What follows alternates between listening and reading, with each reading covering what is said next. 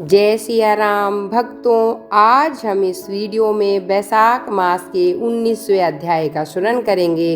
बैसाख मास में श्री हरि विष्णु को पाने का सबसे सरल उपाय है बैसाख स्नान करें और दान करें और अध्याय का श्रवण अवश्य करें।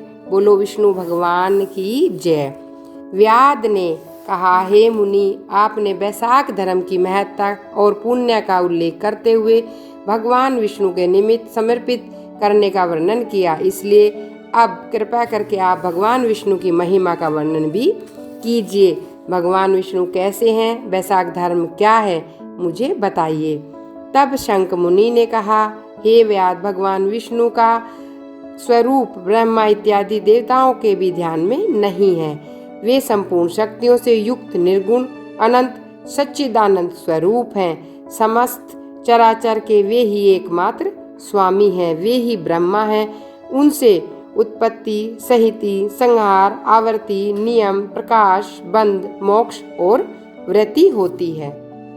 पंचरात्र और महाभारत भगवान के ही आत्म स्वरूप है। इनके द्वारा विष्णु भगवान को जाना जाता है। उनके जन्म, कर्म और गुणों का ज्ञान होने पर ही प्राणी को मोक्ष प्राप्त होता है। वे समस्त चराचर में व्याप्त हैं। प्रत्यक्ष रूप में आगम अथवा अनुमान द्वारा बल, ज्ञान और सुख में प्रथम मनुष्य को जानना चाहिए। उससे 100 गुना राजा होता है। देवताओं से सप्तऋषि श्रेष्ठ होते हैं। सप्तऋषियों से अग्नि, अग्नि से सूर्य, सूर्य से बृहस्पति, बृहस्पति से वायु, वायु से इंद्र, इंद्र से पार्वती और पार्वती से जग गुरु महादेव, उनसे बुद्धि देवी और बुद्धि से प्राण बलिष्ठ होते हैं। प्राण सबसे श्रेष्ठ है। यह समस्त जगत प्राणात्मक ही है, उसी से ओतप्रोत है तथा विस्तृत है। वह नील मेघ के समान प्रभायुक्त एवं सबका आधारभूत है। इसी को सूत्र कहते हैं। लक्ष्मी के कटाक्ष मात्र से ही इसकी स्थिति है। तब व्याध ने पूछा, भगवान विष्णु की एकमात्र कृपा पात्र लक्ष्मी देवी हैं, उनके समान कोई नहीं है। जीव में प्राण नामक सूत्र कैसे हुआ? हे मुनि, मुझे यह बताने की कृपा करें। परमात्मा प्राण से अधिक कैसे है? शंख ने कहा, हे व्याध, प्राचीन काल में भगवान नारायण ने कमल योनि में ब्रह्मा आदि को रचकर सभी से यह कहा कि मैं ब्रह्मा को तुम्हारा राजा बनाऊंगा और तुम में जो सर्वश्रेष्ठ हो वह युवराज बने, परंतु उसे शील, शौर्य और औदार्य आदि गुणों से संपन्न होना चाहिए। भगवान के ये वचन सुनकर देवता इंद्र के पास जाकर विवाद करने लगे। कोई सूर्य को, कोई इंद्र को, तो कोई अन्य को श्रेष्ठ कहता। जब वे लोग कोई निर्णय करने में असमर्थ हो रहे थे, भगवान के पास गए, बोले, हे प्रभु, हमने आपस में बहुत विचार किया, परंतु हम में से कोई भी अधिक श्रेष्ठ नहीं लगा। अतः आप ही इसका निर्णय करने की कृपा करें। भगवान की और उनकी बातें सुनकर भगवान हंसने लगे। मेरे विराट रूप शरीर में, जिनके निकलने पर शरीर गिर पड़े और उसके प्रवेश होने पर पुनः खड़ा हो जाए, तुम सब में श्रेष्ठ है। भगवान की बात सुनकर जयंत भगवान के पांवों से निकल गया और उसे सब लोग पंगु कहने लगे। दक्ष प्रजापति गुहेंद्रियों में से निकलकर उन्हें षंड कहने लगे। इंद्र हाथों से निकल गया, उसे लूला कहने लगे। नेत्रों से सूर्य के निकलने पर उसे काना कहने लगे। नासिका से अश्विनी कुमारों के निकलते ही नकटा कहने लगे। कानों से 10 दिशाएं निकली, तब लोग उन्हें बहरा कहने लगे।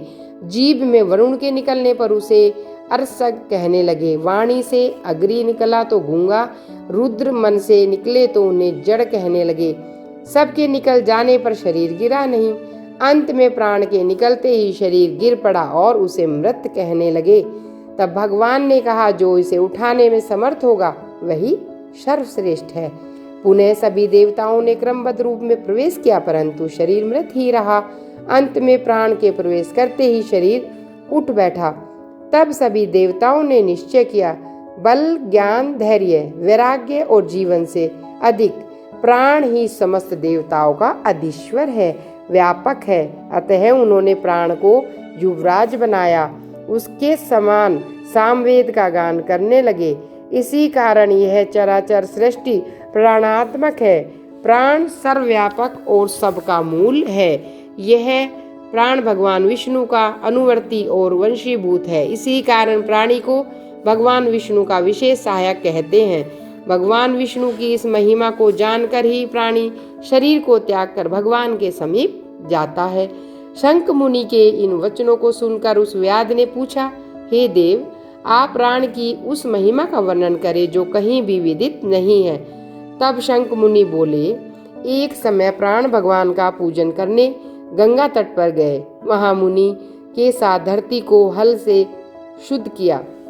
पृथ्वी के नीचे कण्व ऋषि समाधि लगाए बैठे थे। वे हल से खींचकर बाहर आ गए और सामने प्राण को देखकर शाप देते हुए बोले, तीनों लोकों से तेरी महिमा नष्ट हो जाएगी, तुझे पृथ्वी पर कोई भी नहीं मानेगा।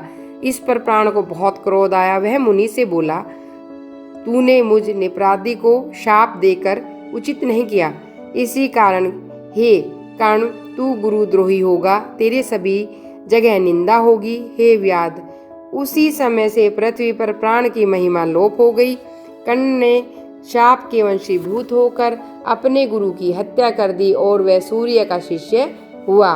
हे व्याध, तूने जो पूछा वह सब बता दिया। अब और क्या पूछना चाहते हो? बोलो, विष्णु भगवान की जय।